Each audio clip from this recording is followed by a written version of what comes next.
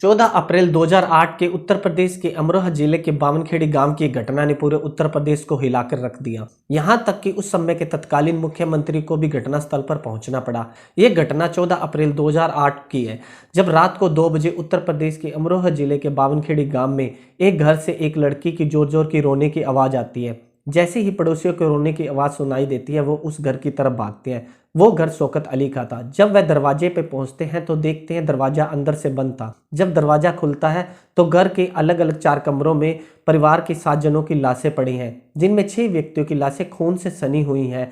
इस घटना की जानकारी जब पुलिस को दी जाती है तो पुलिस घटनास्थल पर पहुंचती कि शौकत अली जो कॉलेज के प्रोफेसर थे, उनकी पत्नी, 2 लड़के, एक लड़का इंजीनियर था, दूसरा लड़का एमबीए कर रहा था और एक बहू और 2 बच्चे की लाशें पड़ी हैं, जिनमें 6 लोगों का गला काटकर हत्या की गई है और 11 महीने के बच्चे को गला दबाकर मारा गया है। शौकत अली के परिवार में सिर्फ इकलौती शबनम बची थी, जिसका रो रो के बुरा हाल था। जब इस घटना की खबर पूरे उत्तर प्रदेश में अखबारों की सुर्खियां बनी तो उस समय के मुख्यमंत्री को लोगों का आक्रोश शांत करने के लिए खुद बावनखेड़ी गांव पहुंचना पड़ा और कई पुलिस वालों के तबादले हो गए और इंस्पेक्टर आरपी गुप्ता को जांच अधिकारी बनाया गया। लोगों के आक्रोश को शांत करने के लिए मायावती ने शौकत अली के परिवार में इकलौती बची शबनम को 5 लाख रुपए सहायता धनराशि देने की बात करती है, पर आरपी गुप्ता सीएम के पीए को इस धनराशि को अभी नहीं देने की बात बोलते हैं और 48 घंटे का समय मांगते हैं।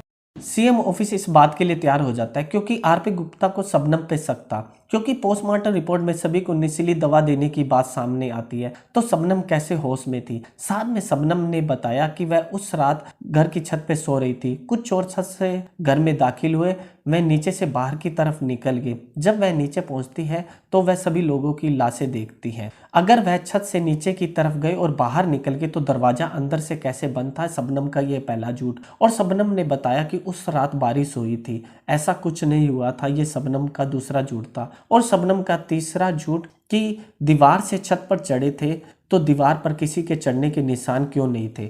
अब पुलिस सीधे शबनम से पूछताछ नहीं कर सकती थी, क्योंकि उस समय के तत्कालीन मुख्यमंत्री मायावती शबनम से हमदर्दी जताने के लिए बावनखेड़ी गांव आई हुई थी और लोगों की सहानुभूति भी शबनम के साथ थी। अब पुलिस वालों ने शबनम की कॉल डिटेल जांचनी शुरू करी तो उसे गांव के सलीम नामक व्यक्ति के बारे में पता चला।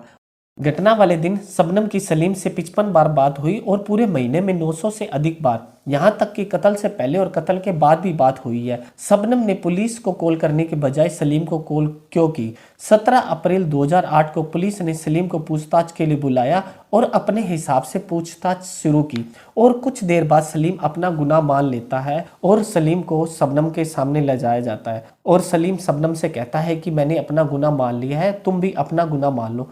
शबनम कुछ देर बाद टूट जाती है और अपना गुनाह मान लेती है। शबनम और सलीम बताते हैं कि वो एक दूसरे से प्यार करते थे। जब इस बात की खबर शबनम के घर वालों को पता चली तो वो इस रिश्ते के लिए राजी नहीं थे, क्योंकि सलीम 5वीं पास था और शबनम डबल एमए इंग्लिश और भूगोल में की हुई थी। साथ में वो एक गेस्ट टीचर तौर पर एक स्कूल में पढ़ा रही थी और शौकत अली का पूरा परिवार पढ़ा लिखा था, साथ में पैसे वाला, पर सलीम छोटा मोटा काम करता था। ये शबनम और सलीम ने साथ रहने का फैसला कर चुके थे तो दोनों ने इस हत्याकांड को अंजाम देने का मन बना लिया था और 14 अप्रैल को शाम को सभी लोग घर में ही मौजूद थे। शबनम ने अपने बयान में बताया कि उस दिन दोनों भाई बाहर गए हुए थे और उन्हें कहीं बाहर जाना था, तो शबनम ने फ़ोन करके उन्हें वापस आने के लिए कहा और कल वह जाए, ऐसा करके उन्हें घर पर वापस बुला लिया था। अब शाम को सभी लोगों के लिए शबनम ने चाय बनाई और चाय में जहर मिला दिया। शबनम को छोड़ के सबने चाय पी ली और धीरे धीरे जहर का असर उन सभी के शरीर पर होने लगा और सभी अपने कमरे में सोने के लिए चले गए।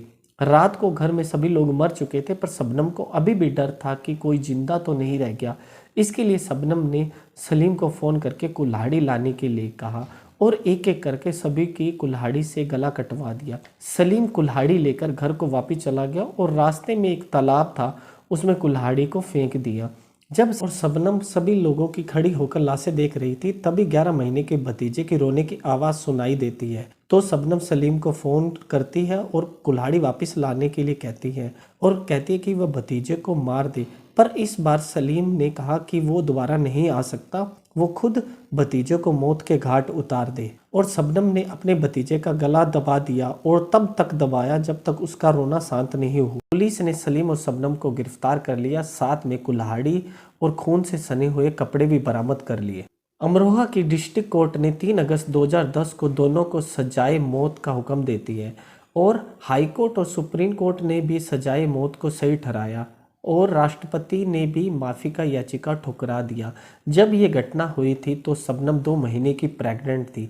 जेल में ही शबनम ने अपने लड़के को जन्म दिया। अब वो 14 साल का हो चुका और उसे शबनम के एक जानकार पाल पोस रहे हैं। शबनम और सलीम की सजाए मौत को उम्र कैद में बदलने की याचिका लगी हुई है।